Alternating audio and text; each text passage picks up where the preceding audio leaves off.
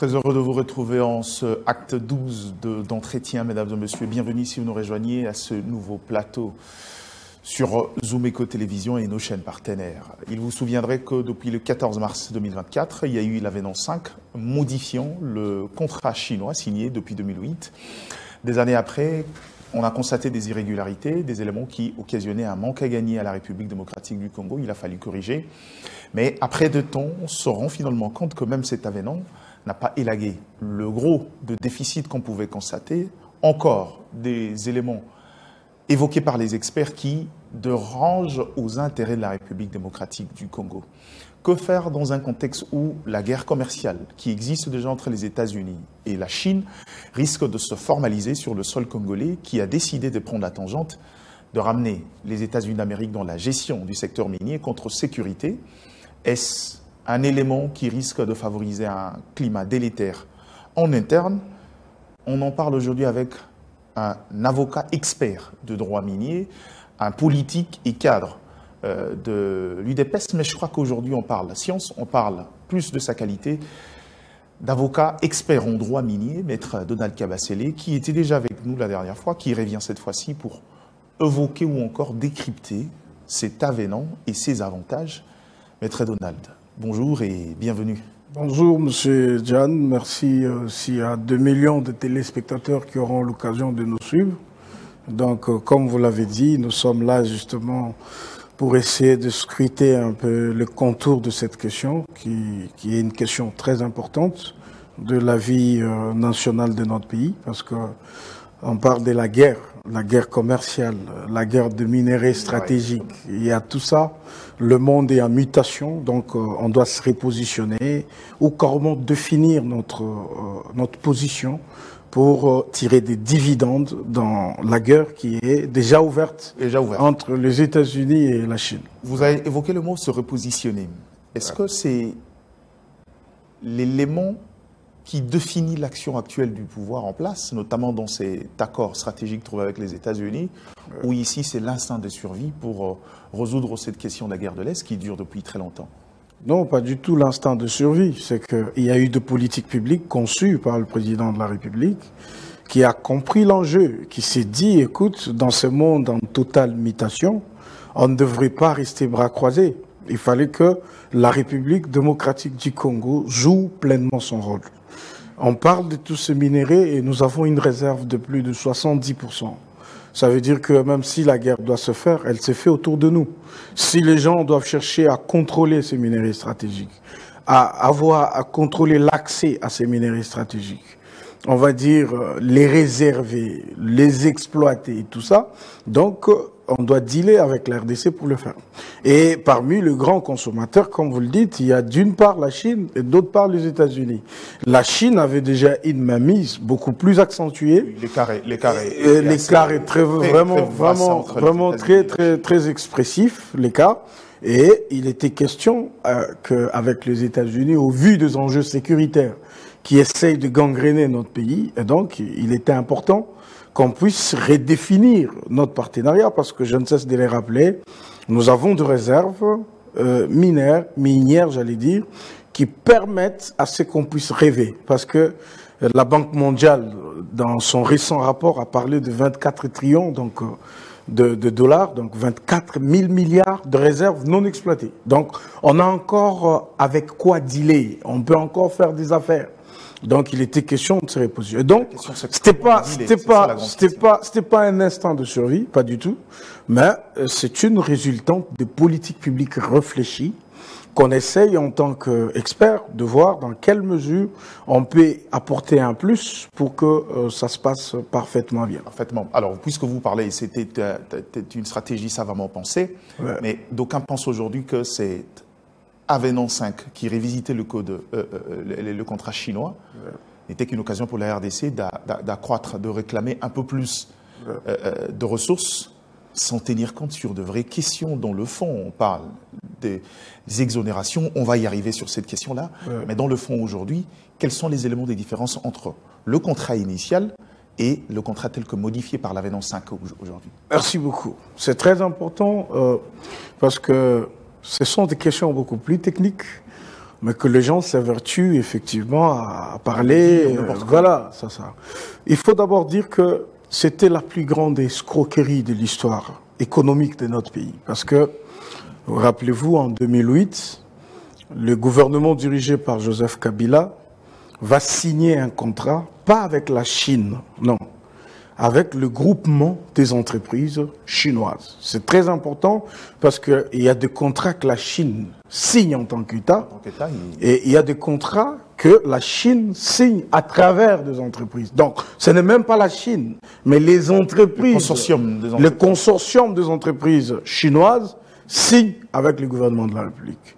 Demandez-moi quoi? Ça devrait partir de 2008 jusqu'en 2040. Ça devrait porter sur 10 millions de tonnes de cuivre et presque 619 000, on va dire, tonnes de cobalt. Vous voyez? Et le montant global, ce qui est plus curieux, pendant 32 ans d'exploitation, c'était 3 milliards 200 millions de dollars. Donc ça veut dire,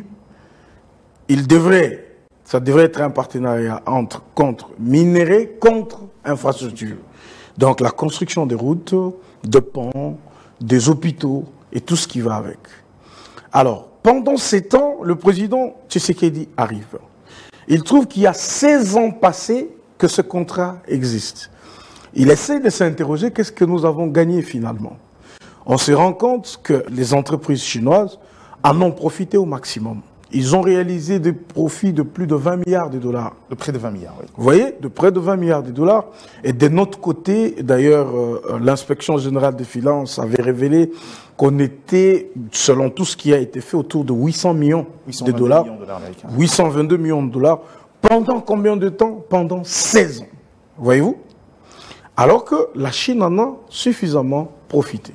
Et le président s'est dit, est-ce qu'on doit continuer comme ça? C'est des contrats qui engagent la République. C'est comme ça que quand on voit certains dirigeants se mettre sur la toile pour donner des leçons de bonne gouvernance, des luttes contre la corruption et tout, eh bien, on a un peu froid. Parce que c'est la plus grande escroquerie de l'histoire économique de notre pays. Il était question de voir dans quelle mesure on peut arranger.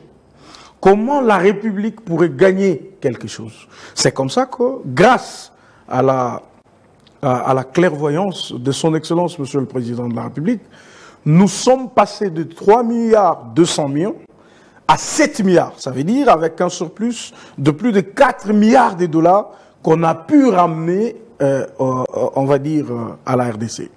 Avec une possibilité de construire près de 5000 km de routes, vous voyez, et c'est là, pas que le Chinois devrait construire, parce que à l'époque, c'était la même société chinoise qui allait amener leurs entreprises, ils exécutaient les travaux. Ici, on a trouvé une formulation qui permet que nous pouvons avoir la liberté de choisir ceux qui peuvent exécuter des travaux, mais avec possibilité que la Chine verse annuellement un certain nombre d'argent. Je crois que ça doit être 324 millions.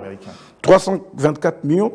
Et c'est là où vient le problème. Ça veut dire, de par l'esprit, la conception, on va dire l'idée qui a poussé le gouvernement de la République à négocier ces contrats, c'est louable sur toute la ligne.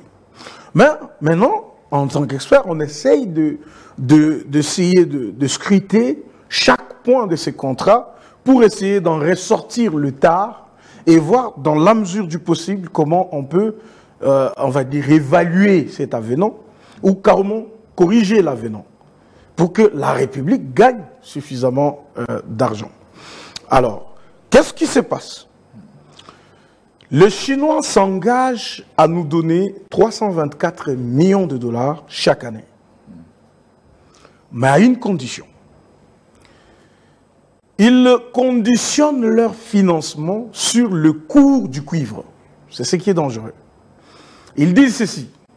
Si le cuivre est vendu la tonne à 8 000 dollars et plus, ils versent 324 millions. Si le cuivre est en deçà de 8 000, ils vont réduire, mais sans dire la base de cette réduction. Ils vont loin, ils disent, Si maintenant la tonne chute à 5200 $ la tonne, ils arrêtent de financer les infrastructures. Mais ils ne disent pas que eux aussi arrêtent d'exploiter. Ça, c'est d'abord la première des choses. Donc, on a conditionné le financement par rapport au cours de matières premières. Et ça, c'est un piège dans lequel on a essayé de nous avoir. Pourquoi? La Chine, dans sa guerre avec les États-Unis, ils savent que quand on fixe le prix ou le cours de matières premières, là, les États-Unis jouent un grand rôle. Un grand rôle, très important. Ils peuvent décider de dire, écoute, ça baisse ou ça augmente. Donc, et ils vont prendre, parce que une révélation importante, et ça doit être corrigé, c'est que nous n'avons pas défini les tonnages, ni de cuivre, cette fois-ci, ni de cobalt qui doivent être récupérés. Ça veut dire qu'ils peuvent mettre de matériel sophistiqué, ils peuvent creuser comme ils veulent, ils peuvent prendre tout ce qu'ils veulent, ils peuvent prendre 2 millions de tonnes par année, et nous verserons que 324 millions. Alors que aujourd'hui, la tonne de cuivre se négocie à 10 000 $, presque la tonne. Ça veut dire que si le cours du cuivre augmente, il n'y a pas d'incidence sur le financement. Les 324 millions. Mais quand ça baisse, les incidences sont d'ordre descendante. Descendante, sans définition, sans précision. La partie congolaise a accepté un tel accord. On a accepté.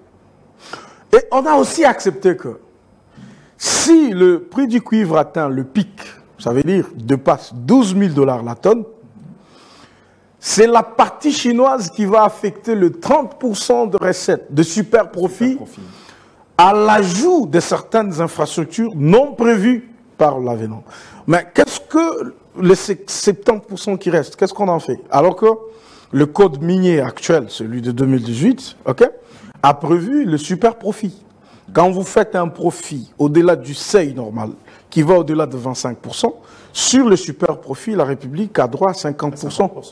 Vous voyez? Donc ça a été occulté. Et ça, c'est un problème. Vous voyez?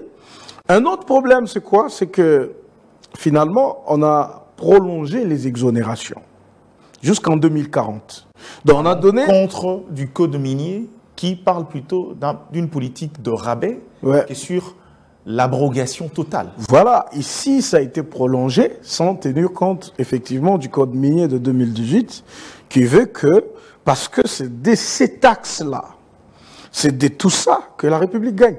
Déjà, vous avez la possibilité de prendre le minerai comme vous voulez, il n'y a pas de précision sur le tonnage. Déjà que vous avez défini un seuil de financement qui dépend du cours du cuivre, 8 000, en deçà de 8 000, en dessous de 5 000 quelque chose. Alors, au-delà de ça, vous ne payez ni impôts, ni taxes. Donc c'est un vrai jackpot. Certes, nous avons pu corriger, les efforts ont été considérables pour corriger, ramener cet investissement de 3,2 milliards à 7 milliards. Mais moi, j'estime qu'on pouvait faire plus. Si on avait mis la rigueur, surtout sur, on va dire, le cours de matière. Donc, on ne tient plus compte, dans cet avenant, de la quantité ou du volume du produit. Non. Ici, on tient compte du prix des cours sur le plan international. Vous voyez?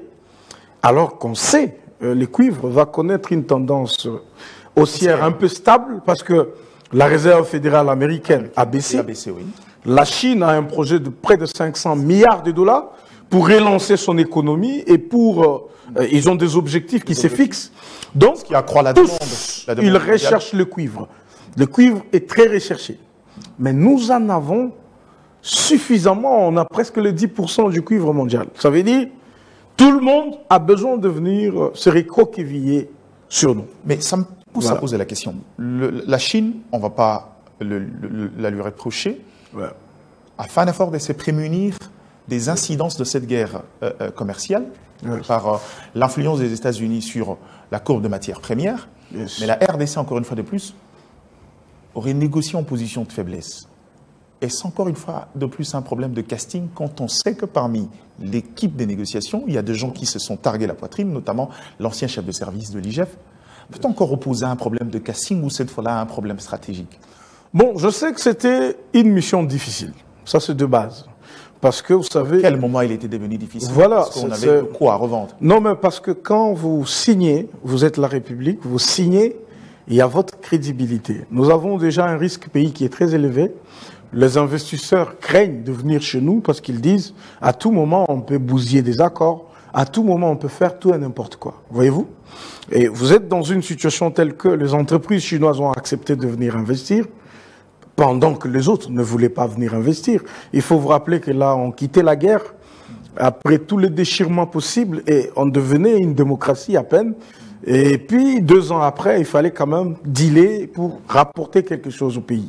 Je sais que c'est peut-être la faiblesse de l'ancien pouvoir qui ont convenu qu'ils devraient, on va dire, dilapider le mine du pays en n'ayant que 3 milliards de dollars. Ils ne sont pas le premier à le faire, mon bout. Alors, voilà, mais ça a été de manière pas très... Il n'y avait pas de commune mesure avec le volume de produits qu'on devrait donner à la Chine. Déjà fait 10 millions de tonnes.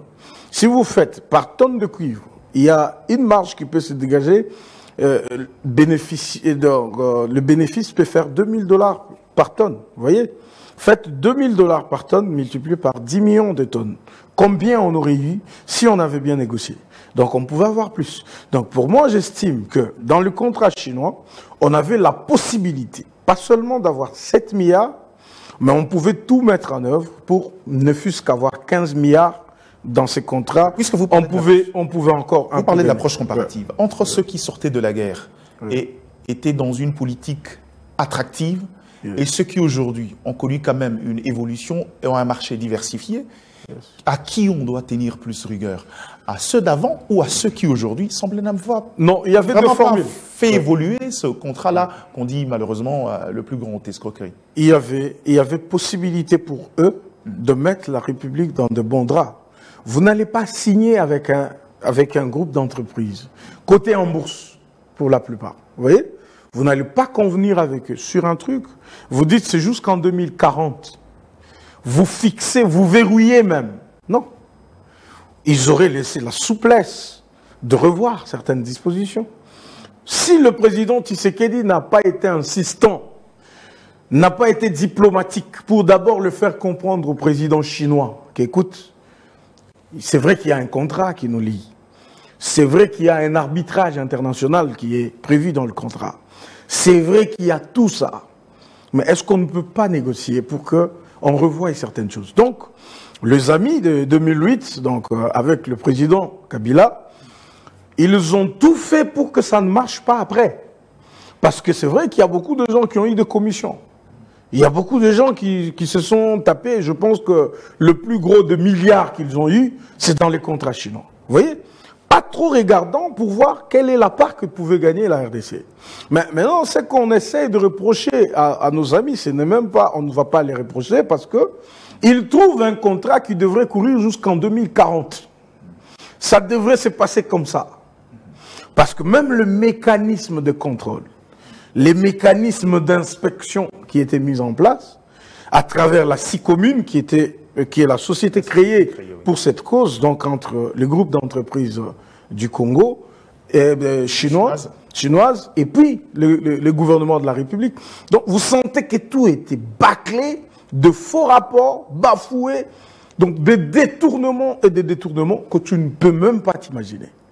Alors, vous arrivez à corriger, c'est à saluer. Nous saluons les experts qui ont travaillé sur ça. Mais nous estimons qu'il y a des zones d'ombre. C'est pour ça même que vous avez vu le secrétaire d'État américain Blinken, qui a dit que, écoute, c'est pas transparent, le contrat n'est pas transparent, ok?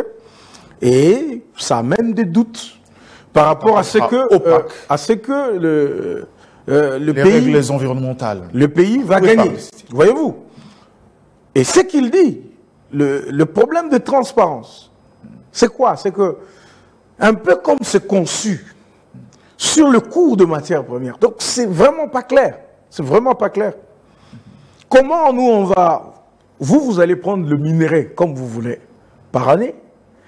Vous allez les exporter. Vous n'allez pas payer des impôts ni des taxes. Rien du tout.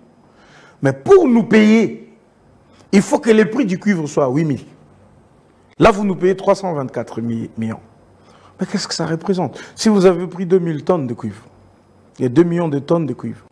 En fait, si c'est 10 000 $ la tonne, on est à combien? On est à plus que 324 millions. Pour la RDC. Oui, mais on ne peut plus quitter parce que en 2008, on est lié dans ces contrats. Ceux qui étaient aux affaires en 2008, ils ont continué de caresser ces contrats jusqu'à ce que le président Tshisekedi arrive. Donc, malgré les cris de corruption, de détournement, de tout ceci, les Chinois n'ont pas été inquiétés. Ils ont continué leur bonhomme de chemin. Ils n'ont jamais payé des taxes. Depuis 2008 jusqu'à aujourd'hui, ils ne vont pas payer les taxes. Mais comment alors on conditionne ça au cours de prix de matières premières? Donc, et puis, la redevance sur le cobalt, elle est supprimée. Ce n'est pas possible. C'est les cobaltes qui nous donnent la plus grande cagnotte. Donc, il y a moyen de revoir. Stratégique. Il y a une matière stratégique. On ne peut pas l'occulter comme ça. Parce que le décret qui crée le matière stratégique ici chez nous, en RDC, dit comment ça doit se passer avec ces matières-là. Ça ne se donne pas comme ça se donnerait, mais je sais que nous étions dans une position, pas de force, mais une position de faiblesse, et qu'il fallait corriger un contrat qui ne devrait en principe pas l'être. Vous voulez qu'on salue les efforts, on peut le saluer, mais beaucoup d'experts voient les choses différemment. Je veux revenir sur la préoccupation des départs. Yes. On est dans un contexte où il y a eu un surplus de 4 milliards gagnés dans ce contrat, qui court jusqu'à en 2040. Yes. Si on fait le calcul en interne, même avec les bons de trésor, en 5-6 ans, on est capable d'avoisiner le 4 milliards en termes de mobilisation interne. Yes. La question, c'est au-delà de ce chiffre-là.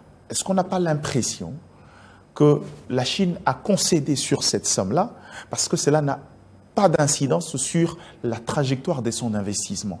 Ouais. Vous venez d'évoquer un élément essentiel. On exploite comme on veut. La Chine ne vous dit pas combien elle peut exploiter, alors qu'il est possible de compenser même la baisse de cours de matières premières. Si on a pris 100 000 tonnes cette année, ouais, on peut aller sur 150 000 tonnes pour couvrir le gap qui serait occasionné par la baisse de prix. Ouais. La Chine reste avantageuse sur ces terrains-là. Ouais. Mais nous, on pleure encore. À ce niveau-là, la préoccupation reste la même.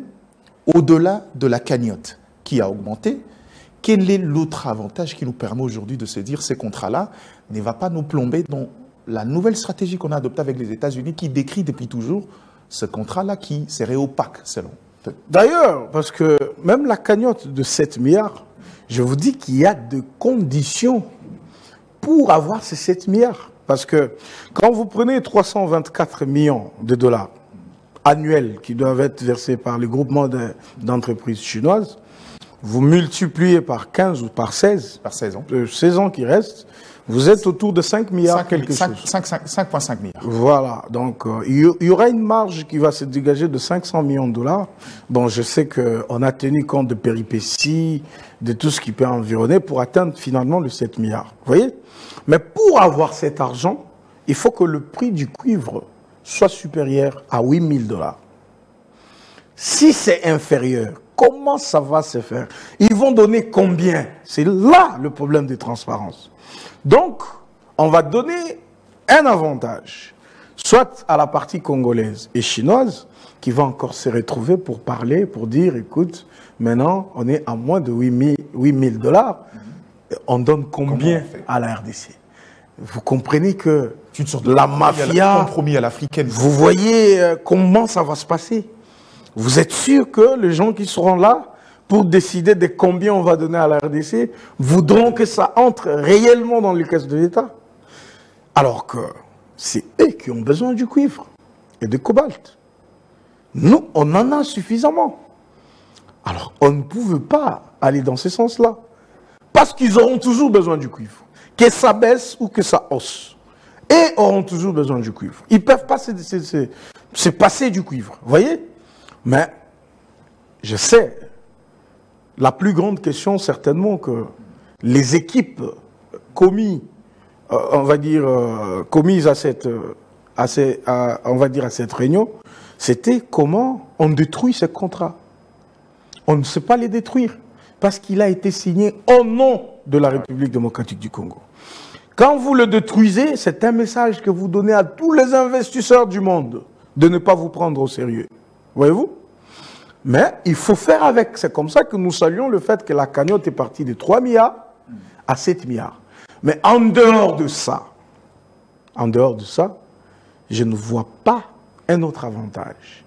Je trouve plutôt que dans la prolongation des exonérations, nous allons perdre approximativement 10 milliards de dollars des taxes et impôts. Vous l'avez dit, déjà en ressources propres. Le président Tshisekedi a donné au pays la capacité d'avoir 8 milliards de dollars en ressources propres. Vous voyez, sans emprunt extérieur, sans recours à de bons, des trésors ou quoi que ce soit, on a 8 milliards déjà de propres. Vous voyez? Déjà, les autres entreprises, parce qu'il faut faire une différence entre ce contrat SICOMINE, d'une part, et l'exploitation de nos minéraux qui se fait avec les autres entreprises. Vous voyez? Qui ne sont pas dans le contrat. Donc, c'est là où j'ai dit, le gouvernement passé, celui de 2008, était juste pressé.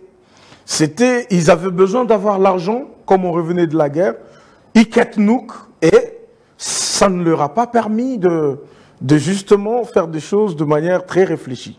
Parce que aujourd'hui, j'enlève le contrat SICOMINE, avec les autres miniers, les autres investisseurs miniers, je vous ai dit que la République reçoit approximativement 5 milliards de dollars, alors qu'on pouvait en recevoir 20 milliards.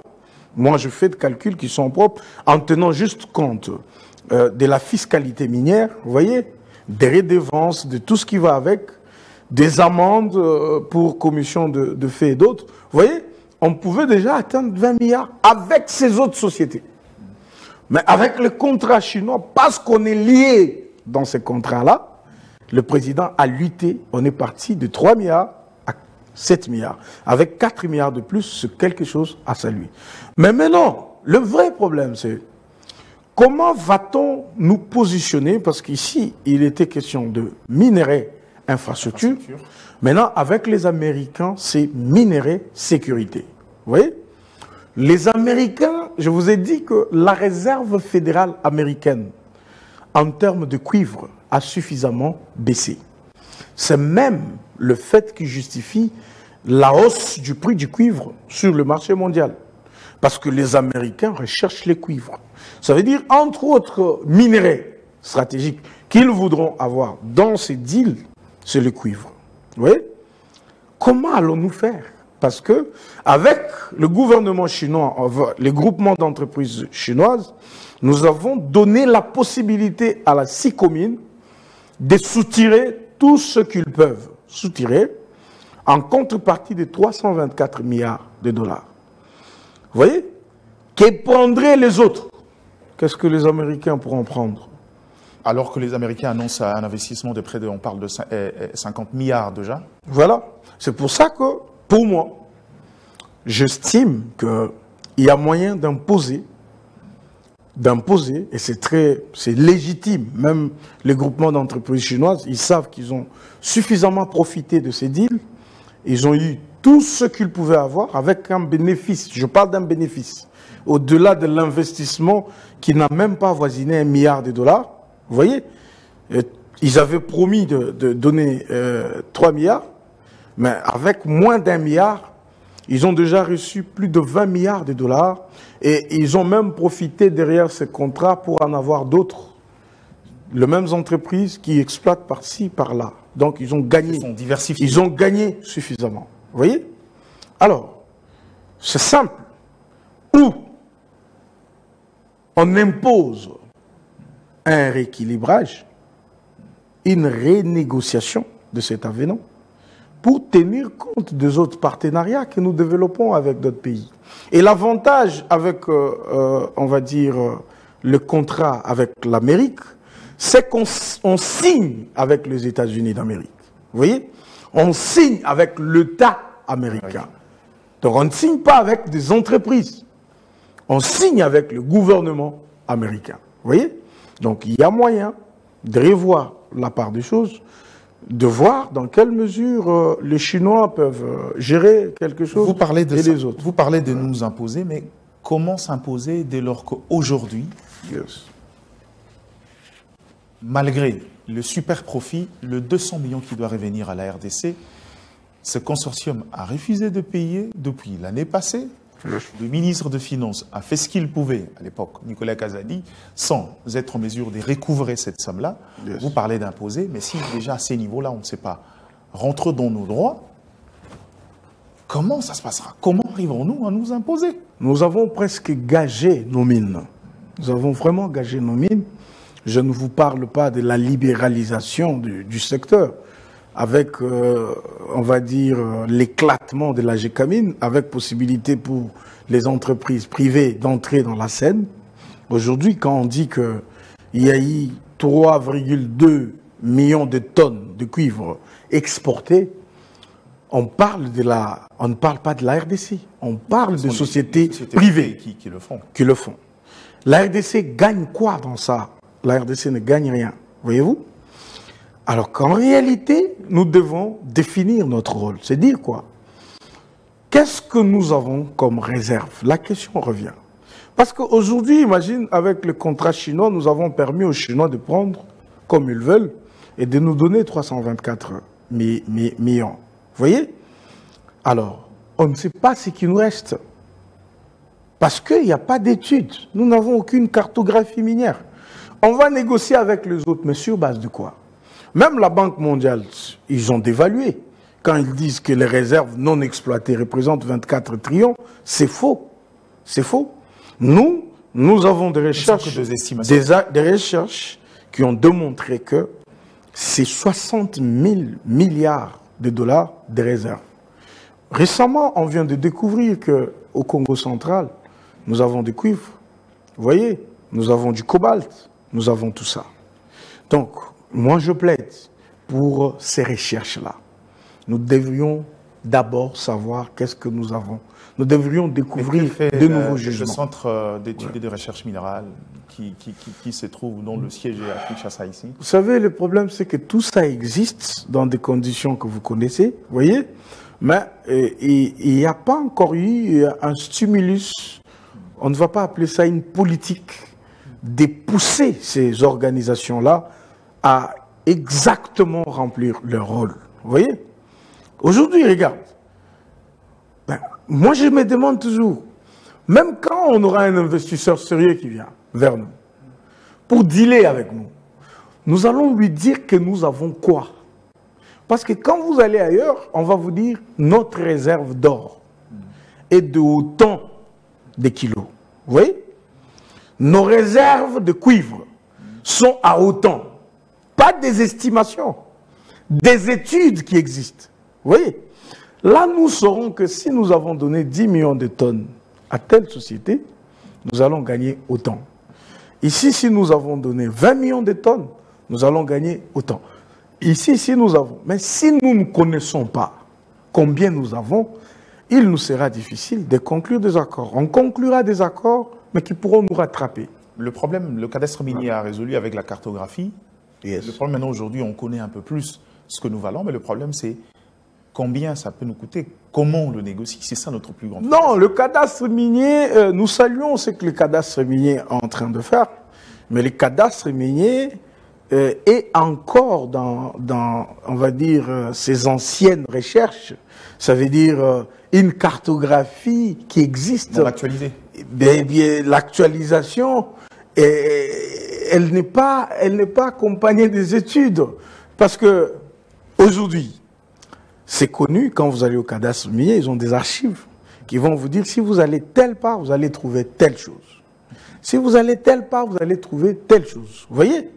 Mais quand on parle des études, c'est que vous arrivez, vous faites un sondage, vous mettez des équipes qui quantifient, qui vous disent il y a ça avec exactitude. Et pas seulement ça. Ça, c'est sur ce que nous connaissons, mais sur ce que nous ne connaissons pas.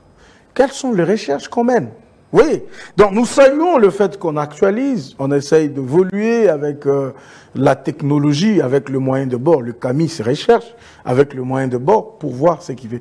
Mais ce qu'on attend pendant ce moment où il y a toute cette transition écologique, où il y a cette lutte des énergies renouvelables, avec toute la guerre entre les puissances, on a besoin vraiment d'avoir un dispositif qui nous permet d'abord de savoir qu'est-ce que nous avons et comment on les négocie. Mais par rapport à ce qui est fait. Qu'est-ce que vous proposez? Voilà. Vous êtes expert en droit minier. Moi, je Qu'est-ce propose... que vous proposez à l'État allant dans ce sens-là? Voilà. Pour le minerai qui ont été presque gagés sans la République démocratique du Congo, il y a lieu de ramener toutes ces sociétés à table des négociations pour réévaluer et renégocier ces contrats. Ça, c'est d'abord la première des choses. Vraiment, tout le contrat, comme le président de la République l'avait fait, il faut les réévaluer. Il faut se mettre autour d'une table, malgré que les choses ont été faites de manière alambiqueuse, il faut s'asseoir autour d'une table pour négocier ça. Deuxièmement, il faut tout faire pour que dans ce qu'ils ont déjà, parce que ces sociétés ont déjà des droits, ils ont déjà reçu tout ce qu'ils ont reçu, ils fonctionnent comme tels. Mais même dans leur fonctionnement actuel, la République perd 20 milliards de dollars. Pourquoi? Parce qu'il y a la fraude, il y a la contrebande, bref, il y a la mafia dans ces mines. Les exportations illicites, vous voyez, le non-paiement de droits et taxes, les fausses déclarations, vous voyez, ni les fausses déclarations de ce qu'ils ont produit, des impôts et des taxes. Donc déjà, faute d'une inspection efficace. Déjà à ces niveaux-là, pour le contrat qui existe, sans être révisé, il suffit juste de renforcer le contrôle. C'est comme ça que je vous l'avais dit ici, j'avais proposé la création de l'inspection générale de mines qui malheureusement, on ne la sent pas encore pour des raisons que j'avais évoquées l'autre fois. Donc, quand cette fraude, déjà, si on arrive à réduire cette fraude, on peut tout de suite rapporter 10 milliards de dollars dans nos caisses, même si on en perd 20 milliards. Vous voyez? Donc on peut d'abord faire un effort de ne... C'est comme le président l'a fait avec le contrat chinois. Oui, on pouvait avoir 20 milliards, on pouvait avoir 50 milliards, mais on a quand même eu 4 milliards, ce qui est à saluer. Vous voyez? Donc déjà, si on lutte contre la fraude, on lutte contre la contrebande, bref, on lutte contre la mafia qu'il y a dans le mine, déjà à court terme, ça veut dire même dans une année, 2 ans, on peut déjà faire revenir 10 milliards de dollars dans les caisses de l'État. Vous avez parlé d'études. Ouais. Vous avez parlé d'études. Bien sûr. Qu'est-ce qu'il faut faire pour corriger? Parce que ce n'est pas faute d'institutions. Ça existe, mais ils se sont montrés un peu plus limités. Aussi, il faut reconnaître parce que la certification sur les ressources minières c'est fait à des niveaux standards au niveau international, malheureusement.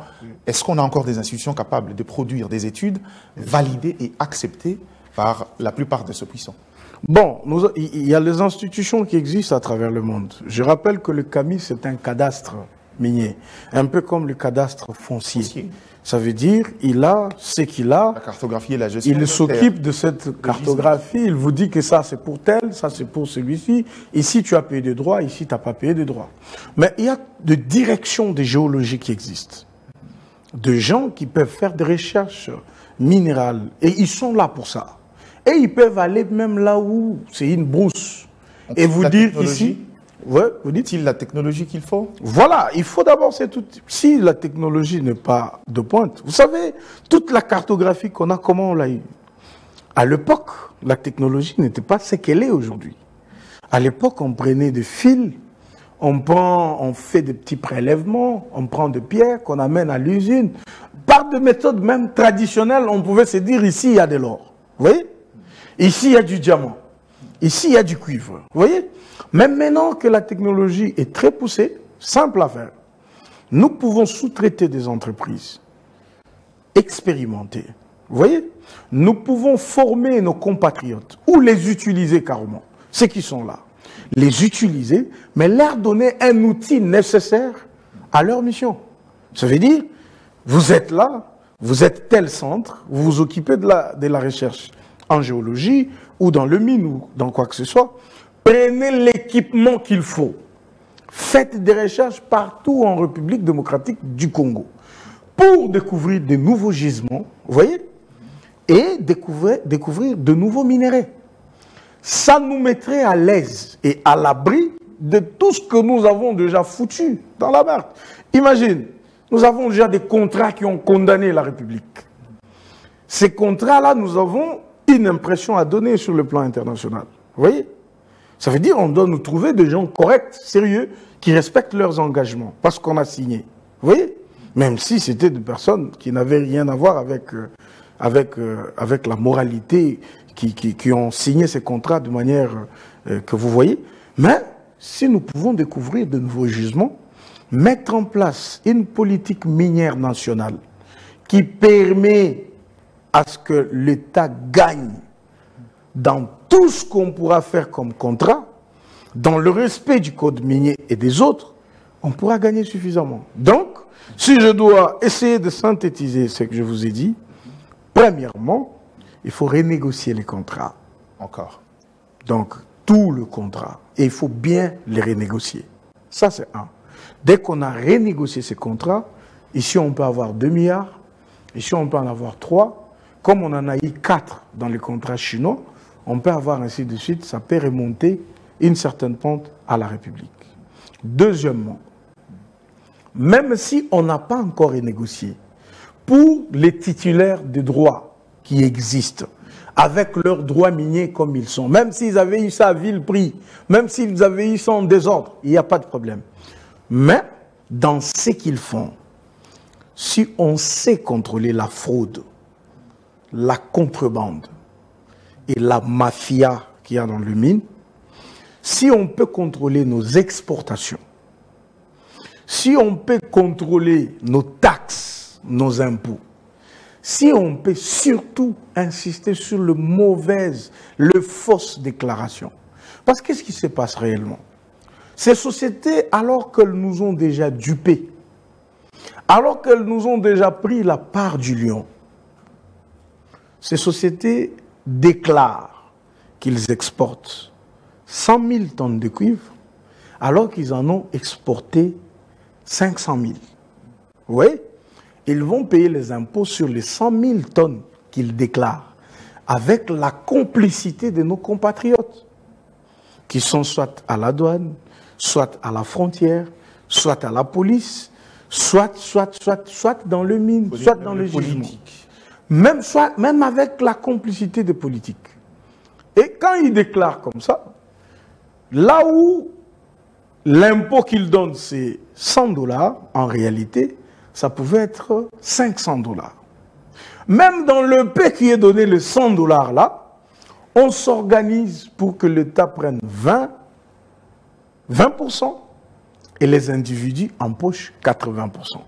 Donc déjà, si on sait lutter contre la fraude, les exportations illicites, les fausses déclarations, que ce soit de chiffre d'affaires et tout ça, si on peut lutter contre la contrebande qui est très organisée, imaginez-vous, je vous avais donné l'autre fois l'exemple que beaucoup de sociétés que vous voyez, ils déclarent qu'ils exploitent la petite mine, vous voyez, alors qu'en réalité, ils ont de contrats d'ammodiation, ils ont de permis d'exploitation, ils ont ceci, cela, et ils payent comme une petite mine. Ça veut dire que ça sera dévalué.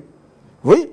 Mais il y a des compatriotes qui sont dans ce secteur-là, je connais très bien, qui se complotent avec eux, qui tirent ce qu'ils peuvent tirer, mettent dans la poche, et l'État souffre. Donc, si deuxièmement, on lutte véritablement contre la fraude et la contrebande, on contrôle, on fait la traçabilité de produits miniers, une bonne traçabilité. Ça quitte la mine, on sait que c'est autant. Ça entre dans l'usine, ça sort en cathode, en métal, on sait que c'est autant. Et autant que c'est sorti de l'usine, autant c'est exporté, je vous dis, dans un clin d'œil, comme je vous ai dit tout à l'heure, la République peut encore gagner. Sur le 20 milliards qu'elle perd, elle peut rattraper 10 milliards de dollars tout de suite. Si on poursuit ceux qui commettent des infractions, des amendes dans le mine, Les amendes vont jusqu'à 1 million de dollars. Vous voyez? Mais tout le monde est presque dans la fraude. 80% de ces sociétés ne vivent que de la fraude. Un bon contrôle ferait qu'ils payent des amendes qu'il faut. Qu'ils payent de droits qui sont prévus dans le code minier. La République va gagner de l'argent. Troisièmement, parce que ça c'est deux. Troisièmement, c'est ce que nous disons, faisons des recherches. J'ai besoin qu'on ait nos experts. Des experts qui peuvent... Pourquoi j'insiste sur les recherches minières? Une société, aujourd'hui on veut que les sociétés, les grandes sociétés, viennent implanter leurs usines en République démocratique du Congo. Mais, vous savez, ces usines, ça coûte 2 milliards. Ces usines qui transforment, on va dire, le cuivre en produits finis. De gros investissements. C'est des très gros investissements. Ça peut coûter à cette société 10 milliards de dollars. Vous voyez? Vous allez dire à cette société-là que viens investir 10 milliards de dollars parce que vous avez quelle réserve? Il faut qu'il se rassure que quand je mets mon usine, cette usine peut fonctionner de manière ininterrompue pendant 100 ans. Vous voyez? Et pendant 100 ans, pour que l'usine fonctionne, c'est qu'il y a de minerais dans votre sous-sol. Vous voyez? Mais si nous ne connaissons pas combien nous avons, comment allons-nous dire à quelqu'un de venir investir 10 milliards, 50 milliards, 100 milliards de dollars alors qu'on ne sait pas qu'est-ce qu'on a dans le sol? Donc, c'est très important de découvrir de nouveaux gisements, de connaître qu'est-ce que nous avons dans le sol. Ça nous permet de voir dans quelle mesure on pourra dealer avec les autres et les appeler à investir davantage. D'accord. Je vais gratiner encore 5 ou 6 minutes de plus parce qu'il me reste 2 questions essentielles. On parle de perspective avec les États-Unis. C'est une question de transition. Aujourd'hui, il est également avéré, au-delà de montant, mais les résultats attendus. Est-ce que ce n'est pas également l'une des faiblesses d'évaluer le montant sans vérifier les résultats sur terrain? Parce qu'aujourd'hui, même avec l'avenant 5, il est avéré, déjà parce que le plan de construction, les routes concernées ou encore les infrastructures concernées ne sont pas publiées, mais déjà des experts estiment que 80% de ces tronçons choisis n'ont pas connu d'études au préalable. Si on doit craindre cela, même avec tout l'investissement, le plus d'1 milliard investi par les Chinois aujourd'hui, personne n'est capable de dire combien de routes ça a construit ou quel est l'état de ces routes. Bien sûr. Comment faire pour le corriger avec les Américains qui sont un peu plus directs et plus tatillons que les Chinois qui sont dans une approche un peu plus libérale? Vous savez, moi je constate, après avoir parcouru beaucoup de contrats miniers, vous voyez, vous vous rendez compte que le minier, quand ils arrivent, ils ont le cœur dans ce qu'ils font. Parce que pour eux, ils doivent gagner, hein, ils doivent gagner. Mais j'ai toujours l'impression que quand c'est la partie congolaise qui veut négocier, on est complaisant. On n'est pas rigoureux, on est complaisant. Même si on ne parle pas de la force, on parle d'un contrat qu'on s'arrange de signer. Tu vois? Il y a toujours moyen de faire comprendre à l'autre que ça doit fonctionner comme ça. Et ça fait notre fierté aussi. Vous voyez? Ça nous rend responsables, ça nous fait considérer auprès des autres. Vraiment, sincèrement, on est très complaisant. On va parler de 5000 km de route sans qu'on sache nous-mêmes, ok? On a quel besoin en termes de route? Si vous parlez du contrat chinois à 1 kilo, il vous dira le seul élément d'argument, c'est le boulevard Lumumba ou encore le boulevard du 30 juin. Imaginez-vous. Voilà. Non, mais ça, c'était fait pour la façade. Ça veut dire qu'il faut montrer aux Congolais que vous fonctionnez. Tout se fait bien, voyez-vous. Il fallait alors cibler des grandes artères. Les autres, là, même si c'est fait, même si c'est pas fait, c'est pas leur truc. Eux n'ont des comptes à rendre à personne. Parce qu'eux, ils viennent dans le cadre de leurs affaires pour tirer. Quoi faire? Il faut que tout le service de l'État, si on parle d'infrastructures routières, par exemple, le fonds d'entretien routier, les agences de grands travaux, les OVD et les offices des routes, ça devrait être mis à profit. Produire des études en tenant compte de toutes les péripéties et dire, si nous construisons une route qui part d'ici jusque-là, nous ne la faisons pas pour juste la mettre en place, mais nous tirerons, par exemple, des dividendes la circulation de produits permettra que les populations de ce secteur-là vivent. Je pense que c'est les routes dont on a besoin, les routes des dessertes agricoles. Donc, même quand on cible ces routes, ce n'est pas par sentiment, parce que je suis député ou je suis représentant de tel village, je dois tout faire pour que la route passe chez moi. Vous voyez, ça doit être politiquement, de manière nationale, négocié, réfléchi pour qu'on sache c'est quoi la plus-value qu'on peut y tirer. Tu vois? Et ça, c'est des choses qui devraient se faire avant de rencontrer l'investisseur. On ne va pas rencontrer l'investisseur, on lui dit, écoute, combien de kilomètres de route? Il vous pose la question, vous prenez votre téléphone, vous posez la question, ça peut être combien? Non, c'est que nous devrions réfléchir, même quand on pose des questions, on fait quelle route? On sait leur dire, écoute... Est-ce que le fait qu'on a intégré le paiement de cet argent, cette fois-ci, dans la balance des paiements, notamment via les agences d'exécution, c'est pas pour corriger un peu cette histoire-là et mettre un peu plus de suivi, mais on connaît aussi les faiblesses dans la plupart de ces structures-là. Bon, déjà, c'est comme le chef de l'État l'a dit, on lutte contre la corruption et les détournements, parce que c'est vraiment de vraies gangrènes. Quand il y a tout ça, il y a la corruption et tout, ça peut entrer partout où ça entre, mais si ça trouve des détourneurs, ils vont détourner ça. Mais cette fois-ci, c'est même un avantage que j'allais oublier. À l'époque, je vous ai dit que c'était les Chinois seuls qui amenaient leur société pour exécuter. Ici, c'est plus le cas. Nos agences, chacun dans son secteur, va exécuter selon qu'il a des missions. Qu'il a des missions là-dedans. Tu vois?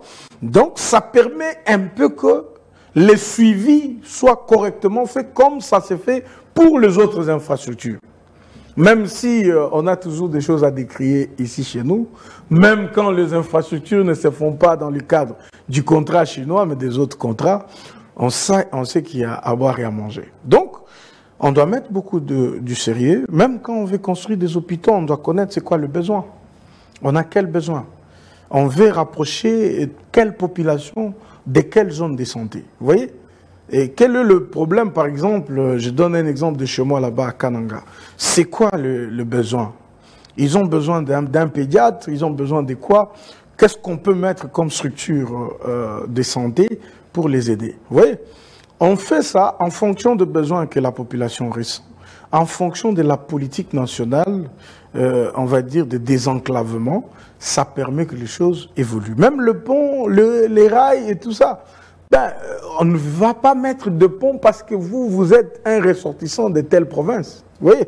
Mettons de pont quand on sait que... campagne électorale. Ouais, mettons de pont quand on sait que ce pont va permettre à telle ville de se connecter avec telle et ça va faciliter des échanges commerciaux.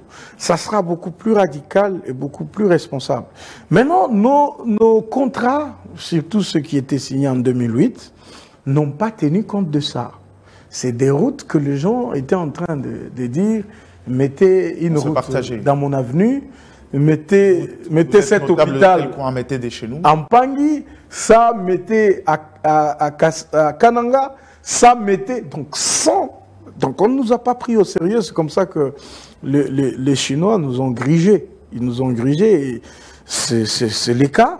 Mais on ne peut rien parce que ce sont des contrats signés au nom de la République démocratique. On peut toujours quelque chose. En une minute, vous voulez chuter? Oui, donc quand je dis on est grigé et on ne peut rien faire, c'est parce que nous avons une crédibilité à encore conserver sur le plan international. Si on s'hasarde aujourd'hui à bousiller des contrats comme on veut, ça va augmenter les risques pays. Et il n'y aura pas d'investisseurs qui viendront... On va détruire le climat des affaires. On va détruire le climat qui est déjà dans un contexte difficile. Alors, en une minute, on va chuter par cette question qui, pour moi, est une question essentielle. On est déjà dans un contexte d'une guerre commerciale, je l'évoquais dès l'entame. La Chine qui, aujourd'hui, a des exportations de valeur de plus de 24 milliards vis-à-vis de la RDC. Les États-Unis sont encore à peine à 300 et quelques millions, qui veulent refaire leur retard, notamment sur les approches stratégiques internes. Mais dans l'entretemps, on a d'une part les États-Unis qui arrivent avec beaucoup de rigueur et beaucoup d'exigences sur les questions de gouvernance, et la Chine qui, dans sa léthargie, a laissé un peu les choses courir, mais elle-même, par ses entreprises, on décrit souvent le non-respect de normes environnementales, le non-respect de règles. Aujourd'hui, il y a le super profit des 200 millions qui ne veulent pas redonner, reverser à la RDC. Quelle est la posture de la RDC dans ce secteur pour éviter de subir un choc qui risque de détruire notre principal pourvoyeur du trésor public? Voilà, donc c'est un secteur beaucoup plus sensible. Il est simple à faire. Il faut ramener la partie chinoise à table, réfléchir sur ce sur quoi portera, on va dire, la réévaluation. Ok? Imposer que ça se passe. À un moment donné, on doit imposer que ça se passe. S'ils veulent refuser, qu'ils le refusent. Ça sera eux qui auront refusé. Ok? Mais la partie congolaise, on ne va pas oublier que nous sommes souverains de par essence sur nos mines. Nous pouvons dire ce qu'on veut. On peut aussi se réveiller, on dit que c'est bon, c'est fini, c'est clôturé. On peut bien le faire. Donc, mais seulement, ne soyons pas complaisants. Ne soyons pas complaisants. Mais il y a le risque pays. Non, mais bien sûr, il y a le risque pays, mais il y a aussi sur le plan international, on va dire, la théorie de l'équilibre. Vous voyez? On ne peut pas venir dans un pays où on prend tout et on ne paie que 3 milliards. Tout le monde va décrier cela. Et oui, les risques pays, certes, ceux qui l'ont fait ne l'ont pas fait dans l'avantage de la République. Ceux qui veulent corriger, ils doivent être sérieux. Ça veut dire, on sait comment ça va se passer avec l'environnement, parce que déjà, ils ne payent pas des taxes. Les populations riveraines réclament des redevances. Ils exploitent. La Sicomine, elle exploite. Quand elle exploite, il y a des effets néfastes de leur exploitation que l'État devrait compenser. Vous voyez? Et ils ne payent pas des taxes. Ils ne payent pas d'impôts. Ils payent pas. Vous voyez? Donc, ils sont exonérés. Mais qu'est-ce qu'on fait du reste? Est-ce qu'ils ne peuvent pas eux-mêmes prendre la charge de corriger l'environnement? Tout ça devrait être clairement dit dans l'avenant, ok, qui corrige de manière sérieuse. Et ils doivent considérer que nous n'avons pas que eux. Nous signons aussi avec les Américains.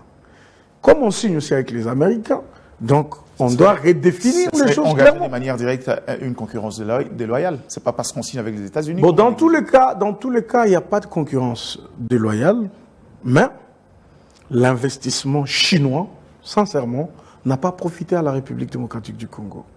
Et donc, on devrait à un moment donné se dire, écoute, trop c'est trop.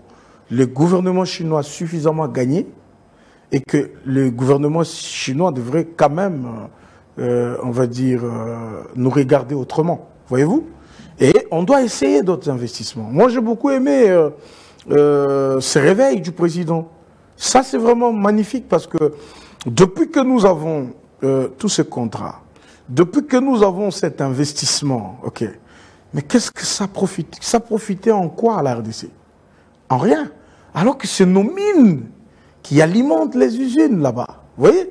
Donc, à un moment donné, c'est un sursaut d'orgueil. On doit se dire, patriotique aussi. Non. On en a assez. On doit corriger. Dans la correction, c'est vrai, on ne se mettra pas ici à étaler tous les détails. Mais, j'insiste sur un fait, c'est que ce que nous signons aujourd'hui peut conditionner des générations et des générations. Donc voilà, ça a été fait en 2008. Aujourd'hui, on ne sait pas. On parle encore. On ne sait pas si défaire. Vous voyez? Donc, soyons responsables de ce que nous faisons aujourd'hui. Faisons-les correctement et honnêtement. Ça permettra que les générations qui viendront nous trouvent sérieux. Il ne faut pas qu'à tout moment, aujourd'hui, on trouve que c'est des gens moins sérieux qui ont fait des choses en 2008. Aujourd'hui, ça nous rattrape. Donc demain, il ne faut pas que 30 ans après, ou 16 ans après, en 2040, qu'on soit encore en train de nous dire, voilà, on a été chippé et tout.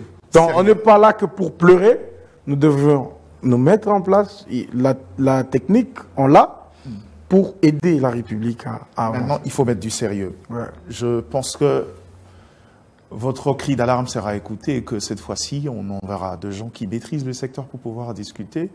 Et on l'espère pour le contrat américain qui doit forcément corriger les erreurs du passé. Maître Donald Kabasele, avocat expert en droit minier, c'est un plaisir de vous avoir sur ce plateau. C'est toujours un plaisir de vous avoir. Et merci à des milliers de téléspectateurs de Zoom Echo. Retrouvez également la séquence de cette production sur nos chaînes partenaires, particulièrement sur la chaîne mère Merci encore une fois de plus. Excellente suite de nos programmes. On se retrouve très vite pour l'acte 13 cette fois-ci, avec le cadastre minier pour parler un peu de la cartographie évoquée par notre invité ici.